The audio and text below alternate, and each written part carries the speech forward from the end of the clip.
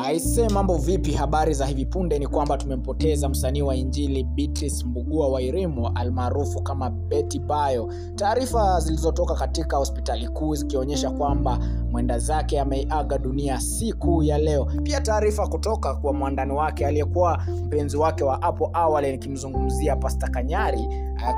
Kwa taarifa yake amesema kwamba it hurts in ways I can't explain. You left before I could open up about everything that I needed to speak about us. In the fire, calm and storm, you remained to be family. You'll be missed. Hizo ni taarifa yake aliyekuwa mpenzi wake wa hapo awali ama ex-husband wake Pastor Kanyari. Ametoa taarifa hizo akimtakia ama akituma rambirambi zake za kumwomboleza aliyekuwa mpenzi wake Betty Bayo. Itajulikana kwamba Betty Bayo alikuwa msanii wa Injili haswa katika lugha ya Kikamba kama sijakosea, ama niseme lugha za Kikwetu. Alikuwa anapiga lugha za Kikwetu, nyimbo za Injili ambazo zilikuwa zinafanya vizuri za kumtukuza Mungu.